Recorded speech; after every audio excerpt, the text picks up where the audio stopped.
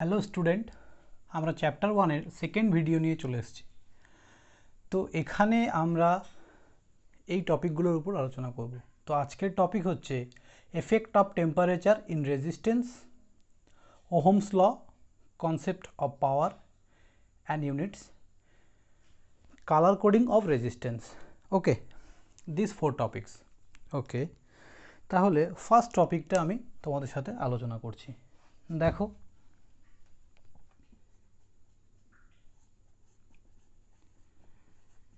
effect of temperature in resistance. ওকে, তো আমরা কি জানি? আমরা জানি যে RT equals to R0 into 1 plus alpha into delta T. ওকে, তো R0টা কি? R0 হচ্ছে অরিজিনাল রেজিস্ট্যান্স,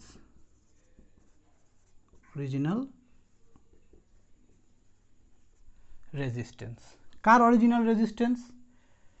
যার যে মানে বস্তুটার বা যে ইনস্ট্রুমেন্টটার বা যে মেটালটার আমি রেজিস্ট্যান্স মাপছি। ওকে, তাহলে অরিজিনাল রেজিস্ট্যান্স। এবার ইফেক্ট অফ টেম্পারেচার আমরা কি করে বের করব? এফেক্ট অফ টেম্পারেচার আমরা বের করব অরিজিনাল রেজিস্ট্যান্সটা যে আছে কোনো একটা মেটালের, আমরা কি করব? প্রথমে তার টেম্পারেচারটাকে ইনক্রিজ করব। কতটা ইনক্রিজ করব? Delta. তাহলে এটা ডেল টি কি? ডেল টি কি আমাদের? Change in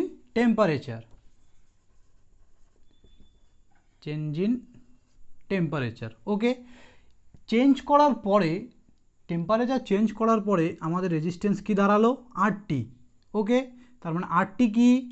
after changing temperature change করার পরে যে রেজিস্ট্যান্সটা, after increasing the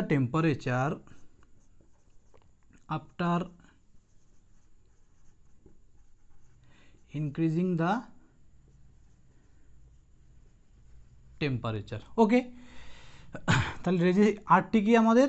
after increasing the টেম্পারেচারের পরে যে রেজিস্ট্যান্সটা সেটা। তাহলে আলফা কি? আলফা হচ্ছে ইজ আ টেম্পারেচার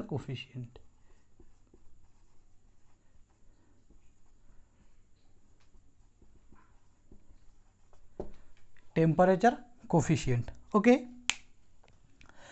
এখন আমরা এখান থেকে একটা জিনিস দেখতে পাচ্ছি যে আমরা যদি ডেল টি মানে টেম্পারেচারটাকে যদি ইনক্রিজ করি তাহলে এটাও আমাদের ইনক্রিজ হবে। এই ইকুয়েশন থেকে দেখতে পাচ্ছি। তাহলে এর থেকে আমরা বলতে পারি যে টেম্পারেচার ইনক্রিজ হলে, when temperature is increase the resistance also increase. তাহলে আমরা যে কথাটা শুনেছি যে effect of temperature in resistance, তাহলে আমরা কি বলবো? রেজিস্ট্যান্স বাড়লে টেম্পারেচার বাড়লে রেজিস্ট্যান্স বাড়ে। ওকে, নর্মালি। এবার কিছু কিছু ডিভাইস আছে যেগুলোতে ভ্যারি করে টেম্পারেচারটা, সব ক্ষেত্রে সমান হয় না, বাট ওটা এক্সেপশন। নাও ওহমস ল। আমরা কিন্তু এই প্রত্যেকটা টপিকের উপর ম্যাথস করব। Clear? After completing all theory part from this chapter,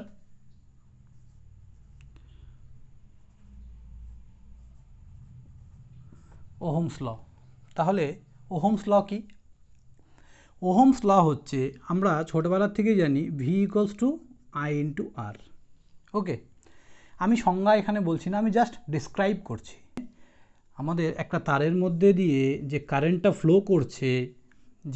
flow করছে সেটা ডাইরেক্টলি প্রপোর্শনাল তারের দু প্রান্তের পোটেনশিয়াল ডিফারেন্সের সঙ্গে। ওকে, এখানে ওহমস বলেছে, একটা কন্ডিশন দিয়েছে যে when temperature and other things are constant. তার মানে কনস্ট্যান্ট টেম্পারেচার সেটা কখন পসিবল? আর রুম টেম্পারেচার যেটাকে বলবো। তার মানে এটা অনলি ফর আইডিয়াল কেসের ক্ষেত্রেই পসিবল। নর্মাল কেসে আমাদের এটা কোনোদিনই পসিবল নয়, কারণ নর্মালি টেম্পারেচার অলওয়েজ চেঞ্জ হবেই। তাহলে আমরা যদি এরকম কোনো একটা জায়গা সেট আপ করতে পারি যেখানে টেম্পারেচার কনস্ট্যান্ট, সরি, হ্যাঁ, টেম্পারেচার কনস্ট্যান্ট, তাহলে আমরা কি বলতে পারি, I varies V. Okay, clear. তাহলে ওহমস ল থেকে আমরা এইভাবে লিখতে পারি, I equals to V by R, অথবা R equals to V by I. তাহলে এখানে কনস্ট্যান্টে আর কেন নেওয়া হলো, ভাই কেন আর নেওয়া হলো? কারণ একটা কন্ডাক্টরের মধ্যে, যখন আমরা বাড়ির ওয়্যারিং করি, একবার তার লাগিয়ে দেওয়ার পর তার ভোল্টেজ কারেন্ট চেঞ্জ হতে পারে, বাট রেজিস্ট্যান্স আর ফিক্সড। কারণ রেজিস্ট্যান্স কিসের উপর ডিপেন্ড করছে, length, cross section area. That's why আমি এটা নিশ্চয়ই কোনো জন্য কমাবো বাড়াবো না, খুব দরকার না পড়লে। তাহলে আমি বলতেই পারি আফটার কনস্ট্রাকশন আমাদের তারের length, area constant, that's why resistance is also constant. তার জন্য আমরা এখানে আরটাকে কনস্ট্যান্ট নিয়েছি। Clear? This is a Ohm's law. ওকে,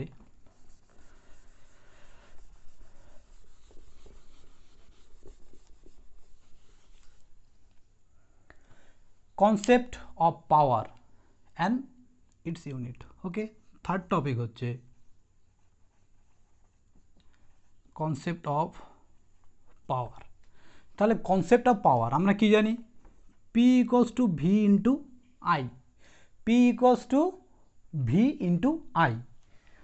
ওকে, তাহলে P equals to V into I, এখান থেকে আমরা ভিকে লিখি, ওহমস ল থেকে আমরা কি জানি, V equals to I into R. তাহলে ভি এর জায়গায় আমরা কি লিখতে পারি, I into R into I, তাহলে আই স্কোয়ার আর, এটা বলা যায়।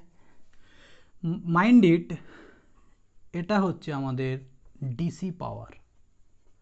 ওকে, হোয়াই ডিসি পাওয়ার? তোমরা আমার সাথে প্রত্যেকটা ক্লাস করতে থাকো। ডিসি পাওয়ার, এসি পাওয়ার, কেন এটাকে ডিসি পাওয়ার বলা হচ্ছে, সব আমি তোমাদের শেখাবো, কিন্তু তার জন্য পড়তে হবে, তার জন্য আমাকে সময় দিতে হবে।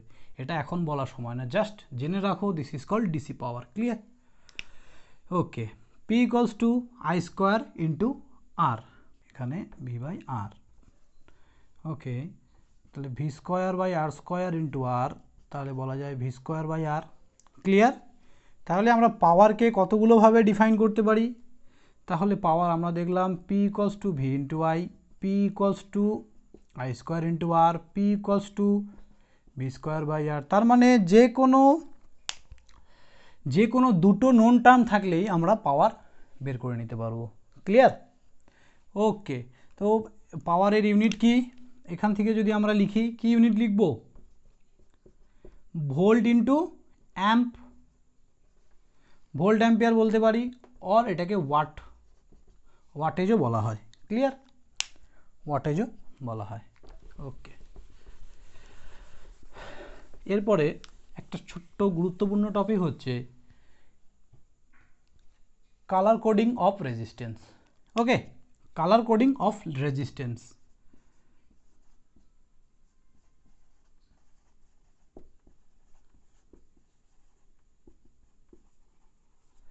তাহলে কালার কোডিং অফ রেজিস্ট্যান্সে আমরা কি পড়ব?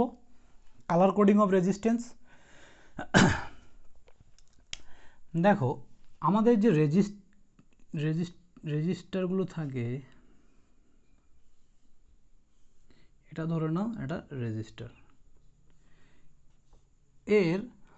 এরকম চারটে ব্যান্ড থাকে। এই ব্যান্ডগুলো দেখে আমরা বুঝতে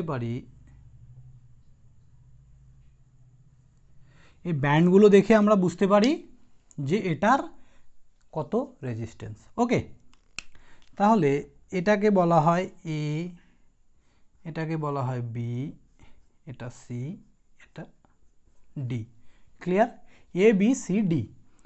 প্রথম দুটো ব্যান্ড কি করে, ভ্যালুকে ডিফাইন করে, ডিফাইন ভ্যালু। ওকে, সি এটা কি করে, এটা আমাদের নাম্বার অফ জিরো, মানে এই ভ্যালুগুলো লেখার পর আমি কতগুলো জিরো নেব, তার মানে নাম্বার অফ জিরোকে ডিফাইন করে। ক্লিয়ার? আর এই ডি ডিফাইন করে টলারেন্স,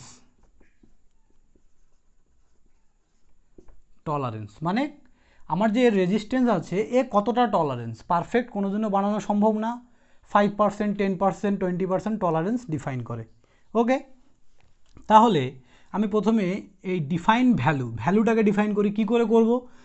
0 থেকে 0, 1, 2, 3, 4, 5, 6, 7, 8, 9 এই পর্যন্ত আমাদের কালার কোডিং আছে। তো আমি কালার কোডিং মনে রাখার জন্য এইভাবে মনে রেখেছি, বি রয়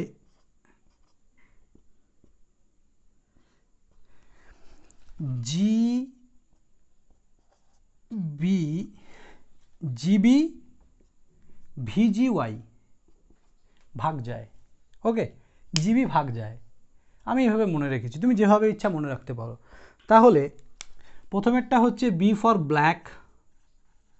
ওকে, তারপরেরটা বি মানে হচ্ছে ব্রাউন, আর হচ্ছে আমাদের রেড,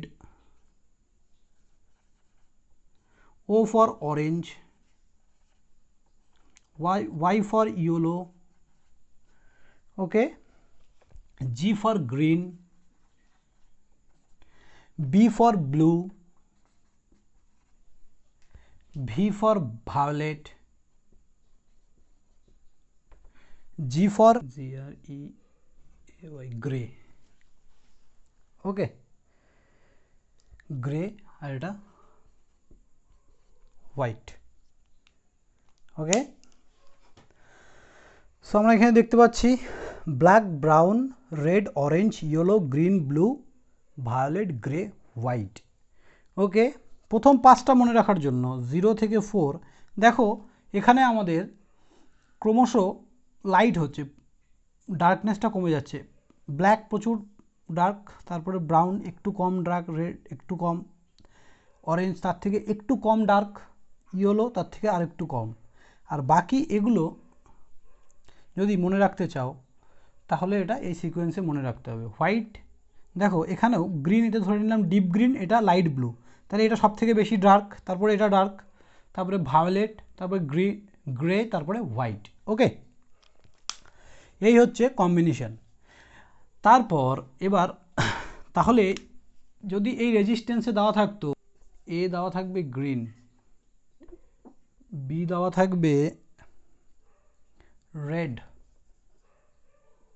সি দেওয়া থাকবে অরেঞ্জ,